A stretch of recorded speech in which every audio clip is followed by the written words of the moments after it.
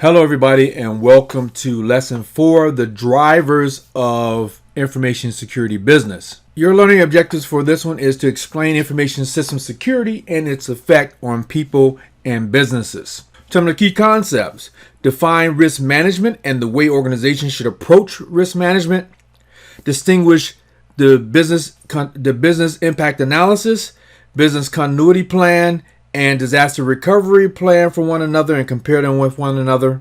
Describe the impact of risks, threats, and vulnerabilities on the IT infrastructure. Define an acceptable level of risk liability. Adhere to compliance laws and governance like policies, standards, procedures, and guidelines. And managing and mitigating risks as part of ongoing security operations. We're also going to determine how to comply with CIA goals that are defined for your IT infrastructure and how to identify risks associated with mobile workers and use of personally owned devices. Every organization carries out tasks to satisfy business objectives. Without objectives, organizations have no purpose. You must identify the elements in your organization that support your business objectives. These elements are your organization's business drivers. Business drivers include people, information, and conditions that support business objectives. Information security activities directly support several common business drivers, including compliance and efforts to protect intellectual property. Security activities can also negatively affect business drivers, making it more difficult to satisfy your business objectives. Some outside requirements direct how your organization carries out its tasks. These requirements can come from legislation, regulation, industry demands, or even your own standards. Every organization has some requirements with which it must comply. There are multiple ways that your organization can meet requirements. Most regulations require that you develop plans to handle business interruptions or disasters. In fact, most activities that restore operations after an interruption support several requirements. Always consider different controls to satisfy compliance requirements. It's important that you balance security activities with their impact on your business drivers to protect your information security. In this lesson, you're going to learn about security-related business drivers and how this supports your overall business drivers. Let's look at defining risk management. Risk management is a process of identifying, assessing, prioritizing, and addressing risks. Any organization that is serious about security will view risk management as an ongoing process. Risk management is not something you do just once. Each part of the risk management process is separate, but can and will occur many times. Risk management ensures that you have planned for risks that are most likely to have an effect on your organization. A secure organization has plans in place to address risks before events occur. Therefore, organizations that align security with their strategic business objectives can drive business success with risk mitigation. Every business processes assets or resources, whether intellectual property, infrastructure, and facilities, or employees. Risk is the probability that an uncertain event will affect one or more of these resources. Most people review risk only in terms of negative effects. However, the PMBOK, which is the Project Management Body of Knowledge, a best practices guide for project management maintained by the Project Management Institute, states that the effects of risk can be positive or negative. PMI bases risk management philosophy on a proactive approach, which simultaneously does the following. It minimizes the effects of negative risks and it maximizes the effects of positive risks. Consider this figure here. It shows the classic relationship among risks, threats, and vulnerabilities. As you can see, the risk equation is risk equal threats times vulnerabilities. A threat is the frequency of any event. In most cases, the events in the threat equation are negative or adverse events. Vulnerability is the likelihood that a specific threat will successfully be carried out. Multiplying the probability of a threat and the likelihood of a vulnerability yields the risk for that particular event. Risks apply to specific assets or resources. If you multiply the risk probability by the value of the resource, the result is the expected loss from exposure to a specific risk. Many people have never thought of risk as a positive thing. However, uncertainty can result in events that have negative or positive effects. For example, suppose your organization plans to deploy new software to your end users based on projected availability from your software vendor. Your risk management plan should address the responses to both an early and late software delivery. If you receive the software early, you can either perform more exhausting testing or begin deploying early. If your software vendor is late delivering software to you, you may miss your projected development date or deployment date. You should have plans in place to address both the positive and negative effects of a delivery date that does not match your schedule. Let's look at defining risk management. A risk methodology is a description of how you will manage risks. The risk methodology that your organization adopts should include the approach, the required information, and the techniques to address each risk. The approach defines how you will carry out the steps of the risk methodology process. For example, the approach could state that risk analysis will be conducted at specified intervals. The tools for conducting this analysis can include the documents to define, categorize, and rank risks. This approach is consistent with the PMI's PMBOK. While the PMI approach isn't the only way to do things, it does provide a prescriptive approach to project management in general, including risk management.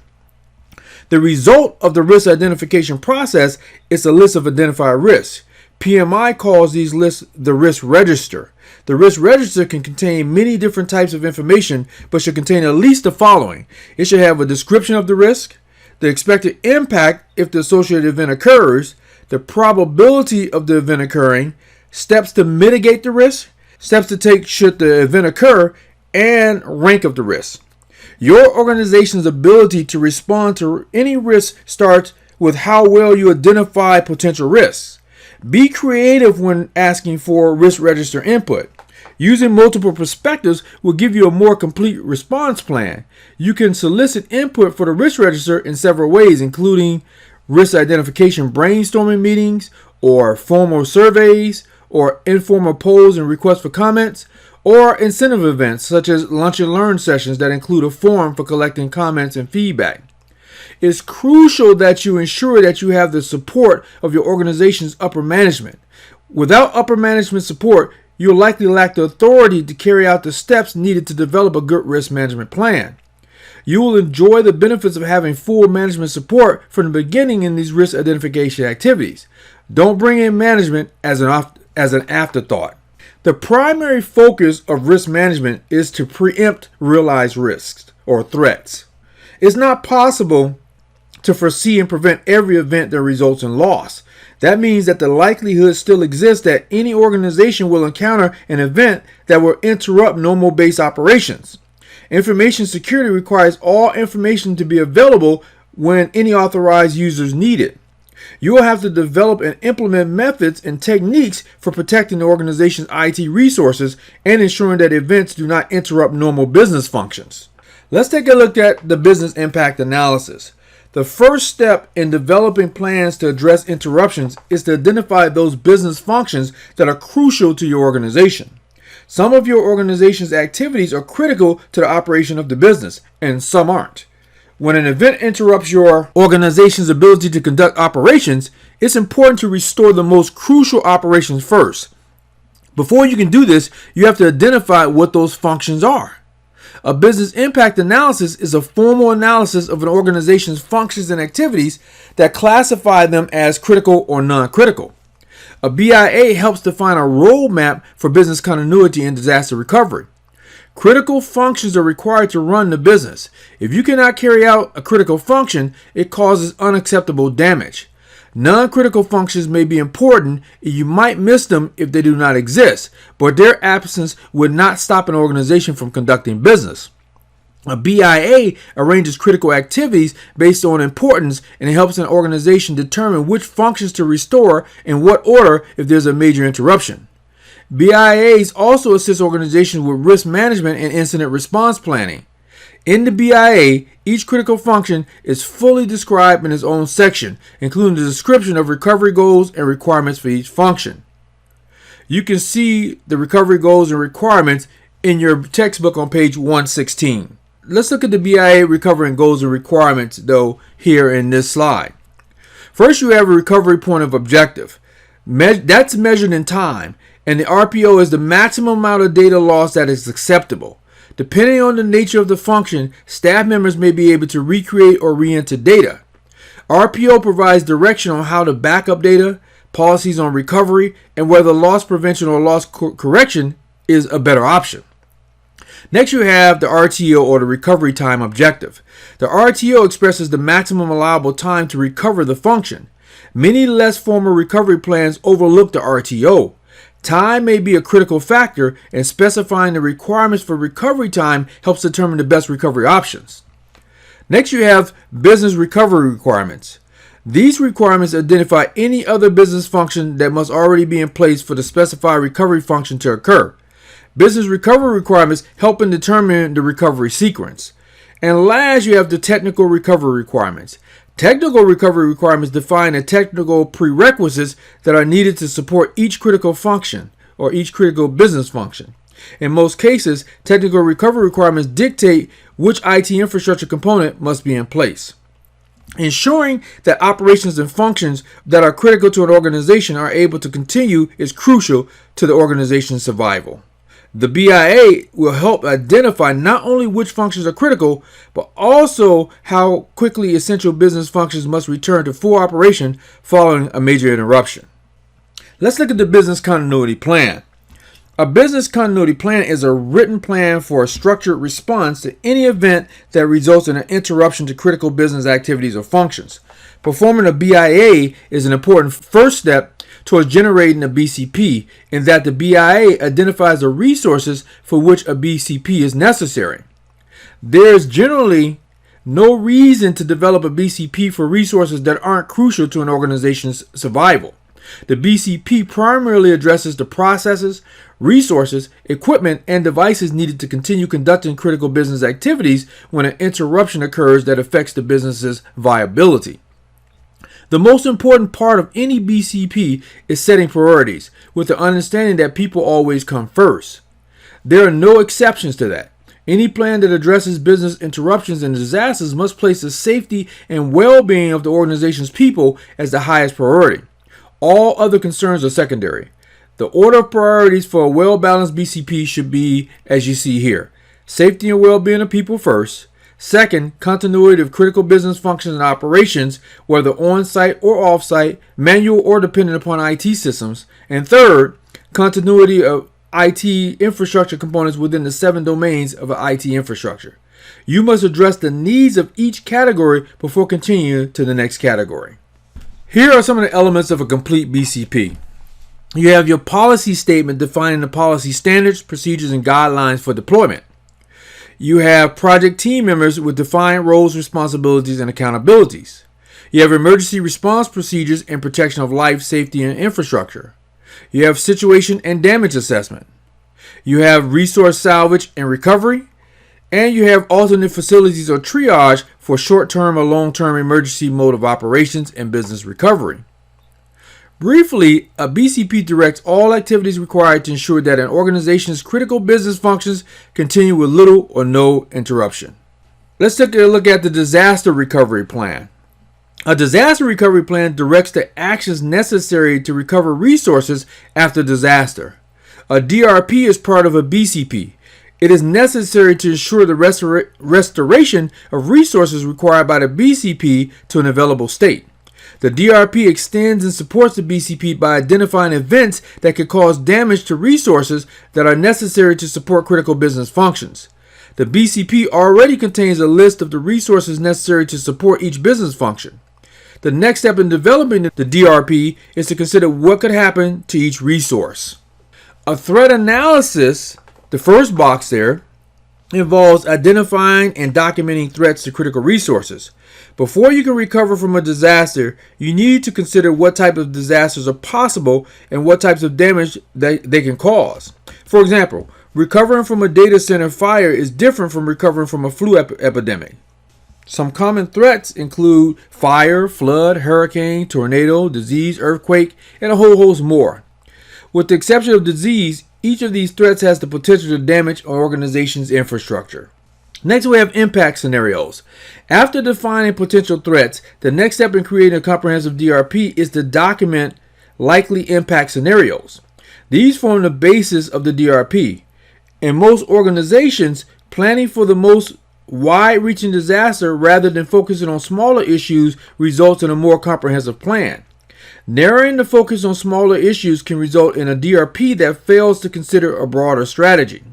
A broader strategy is necessary to recover from the loss of multiple resources simultaneously. An impact scenario such as loss of a building will likely encompass all critical business functions and the worst potential outcome from any given threat. A DRP may include additional impact scenarios if an organization has more than one building.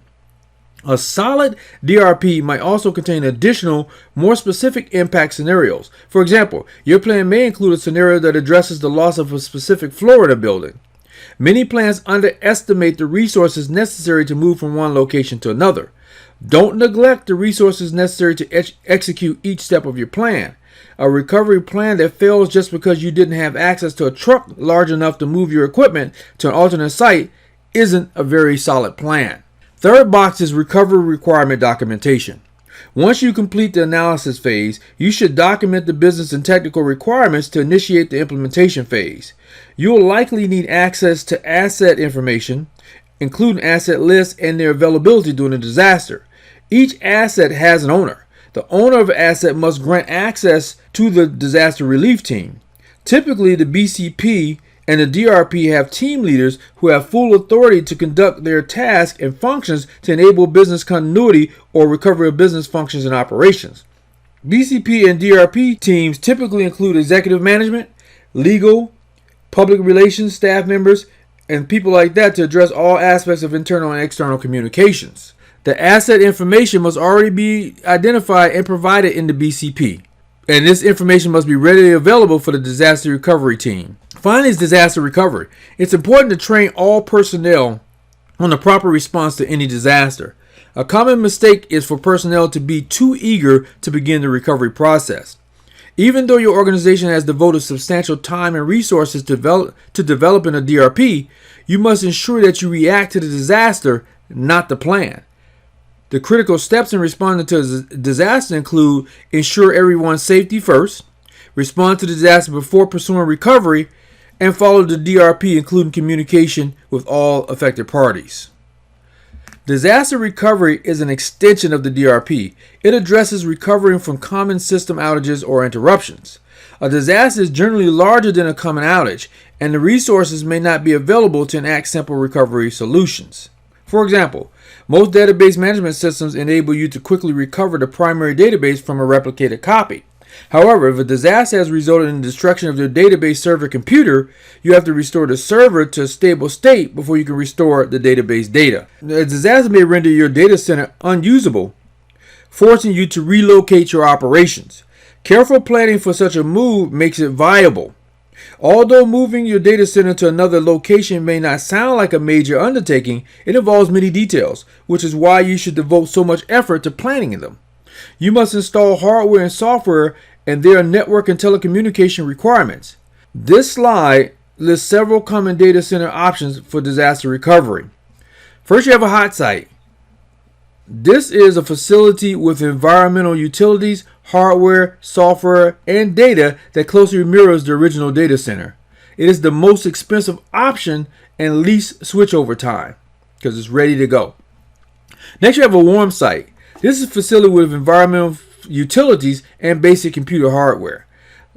This is less expensive than a hot site, but requires more time to load operating systems, software, data, and configurations. Third is the cold site. This is a facility with basic environmental utilities, but no infrastructure components.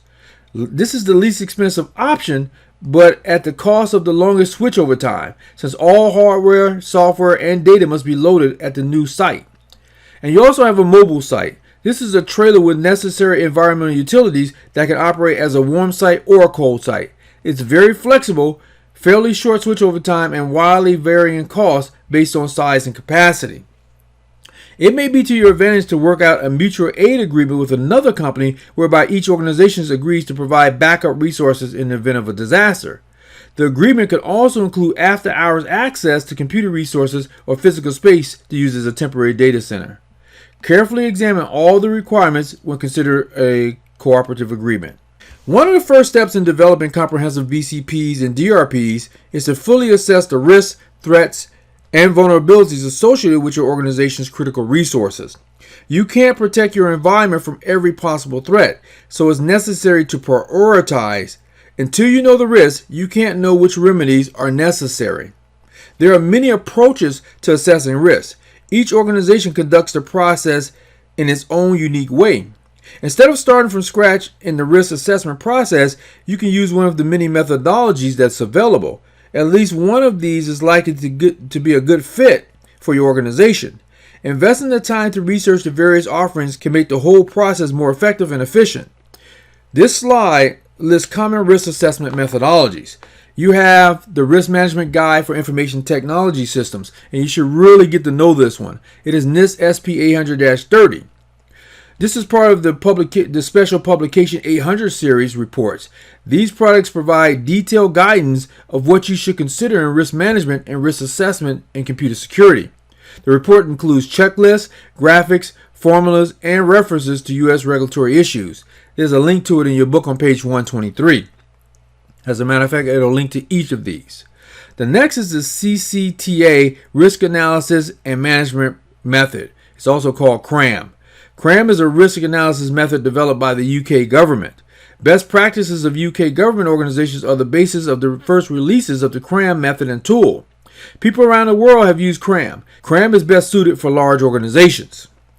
Next is the Operationally Critical Threat Assessment and Vulnerability Evaluation, or OCTAV.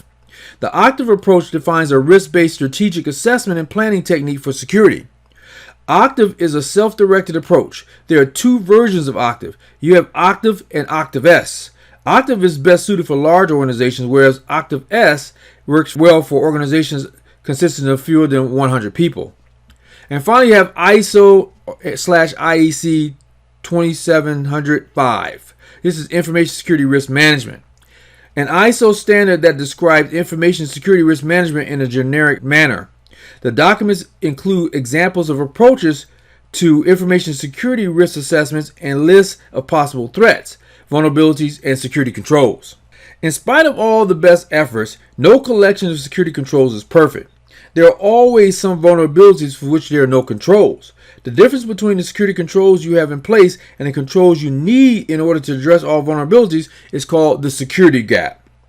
A valuable tool to help ensure you are satisfying your organization's security policy is a gap analysis. From an IT security perspective, a security policy defines a risk mitigating definition or solution for your organization. A gap analysis is a comparison of the security controls you have in place and the controls you need in order to address all identified threats. Gap analysis activities should be ongoing. They should consist of regular reviews of day-to-day practices vis-a-vis the latest threat assessment. Threats that you do not address through at least one control indicate gaps in your security. Performing gap analysis is an effective method for grouping the overall security of an organization's IT environments. In addition, a gap analysis can provide assurances that security implementations are consistent with real requirements. You can conduct many different types of gap analysis activities. They can be formal investigations or informal surveys. Factors that influence the analysis include the size of your organization, the industry in which you operate, the costs involved, the efforts involved, and the depth of the analysis. Here are some steps for conducting your gap analysis. You should identify the applicable elements of security policy and other standards. You should assemble policy, standard, procedure, and guideline documents. You need to review and assess the implementation of the policy, standards, procedures, and guidelines. You need to collect inventory information for all hardware and software components. You need to interview users to assess knowledge of and compliance with policies. You need to compare the current security environment with policies in place. You need to prioritize, identify gaps for resolution, and you need to document and implement the remedies to conform to policies. The last 30 years have seen an explosion in computing power and in the number of ways computers are used. The increased reliance on network resources, hardware, and software has created many new opportunities for the malicious use of resources. Information has become a valued asset to organizations and an attractive target of attackers. As information-related crime has grown, so has legislation and regulation to protect organizations and individuals from criminal activity. Today's organizations are increasingly subject to various laws enacted to protect the privacy of electronic information. Each organization must comply with laws and regulations, although the specified law and regulations to which an organization is subject depend on the organization's location. the type of information it handles, and the industries in which it operates. What you see before you is a list of the most far-reaching laws and regulations that affect how organizations conduct IT operations. You will see a breakdown of each one of these in your textbook on page 125. Many of the compliance requirements we talked about in earlier sections and that you read in your book address data confidentiality. One of the most important classes of security controls is those that keep information confidential. Ensuring availability and integrity is important, but confidentiality gets the most attention. That's because you cannot undo a confidentiality violation. That is, once someone views confidential data, there's no way to remove those data from his or her memory. You must pay careful attention to each of these three tenets of information security to protect your organization's data assets. This slide again shows the three tenets of information security. You're going to learn different techniques to assure the confidentiality, integrity, and availability of data in this course. At the highest level, data are secure when they are available to authorized users and not available to unauthorized users.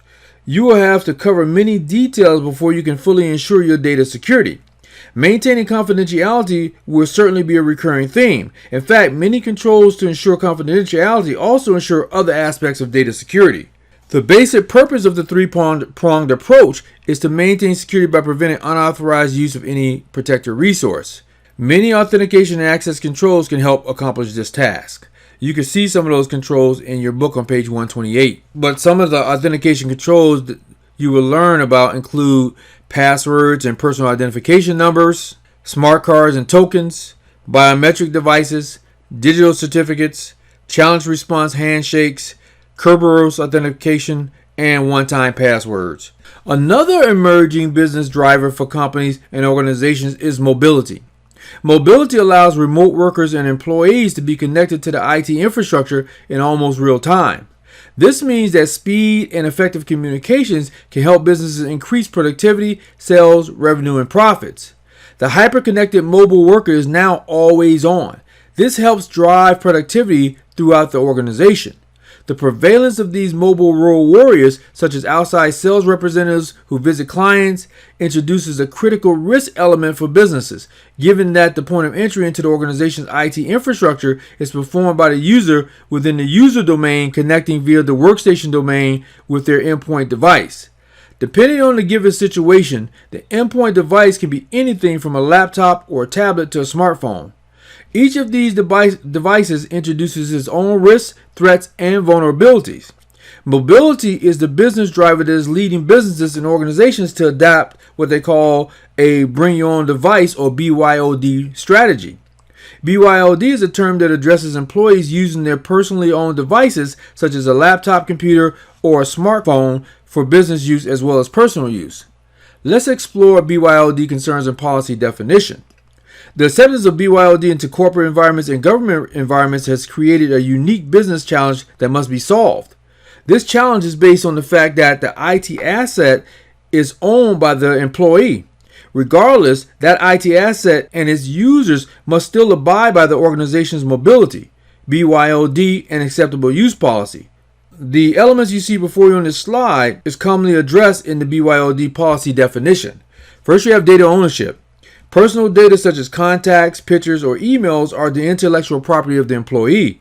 Business emails and all attachments are the intellectual property of their organization. This distinction must be clearly defined in your BYOD policy.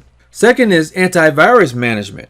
Any IT asset that accesses the organization's intellectual property must have proper antivirus, anti-malware protection installed. And that's going to be defined by your BYOD policy. Third is support ownership. The employee owns the IT asset and all support and maintenance responsibilities unless reimbursement is approved by the organization. Next is privacy. Employees are entitled to retain and maintain their privacy. However, the organization's acceptable use policy and definitions for data wiping and data deletion must be fully understood by employees prior to agreeing to use their personally owned devices to conduct business.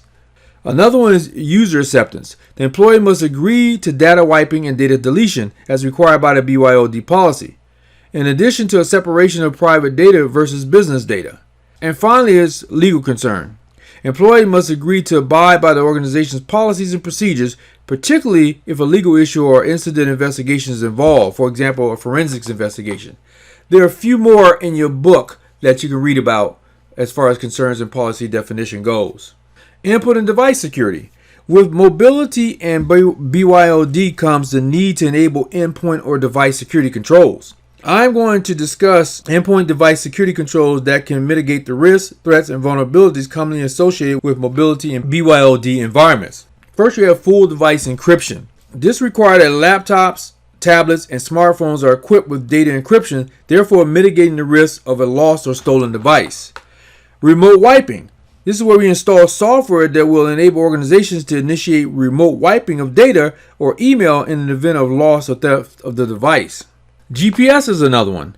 This is where we install a GPS that uses satellite and or cellular communications to pinpoint the physical location of the device if it is connected to a communications network. We have asset tracking. This is where it's required that all IT assets that are connected to the IT infrastructure, whether personally owned or owned by the organization, be tracked as IT assets by the organization. You have device access control. This is where you require that all personally owned devices conform to the organization's BYOD policy and have proper device access controls to access the IT asset itself. Access controls for email access and access controls for remote access to the IT infrastructure. And you have removable storage. This is where you require the use of removable storage or data backups as defined in the organization's BYOD policy and acceptable use policy. Data backups of personal data are the responsibility of the employee. Data backups of business data are the responsibility of the employee or the organization according to policy definition. There are also a few more endpoint and device security strategies in your book on pages 130 to 131. So in this lesson, you learned that security is much more than a way to keep data secret. Security is an integral part of any organization. BCP and DRP readiness ensures that an organization can perform its primary business functions, even in the event of a disaster, and that it will do so by protecting all of its assets, including its data. A sound security infrastructure provides the assurance that the organization has employed the necessary controls to comply with all necessary laws, regulations, and other security requirements. In short, security keeps an organization viable and allows it to conduct business. In addition, this lesson presented business drivers for information system security. Depending on the type of business or vertical industry you are in, compliance, security, and privacy are all driving requirements for implementing proper security controls. Confidentiality of regulated data is a top-of-mind business driver. Mobility and the use of personally owned IT assets are also driving the way organizations permit the use of BYOD assets for their employees. All right, everybody, that is it for this lesson. I'll see you in the next lesson.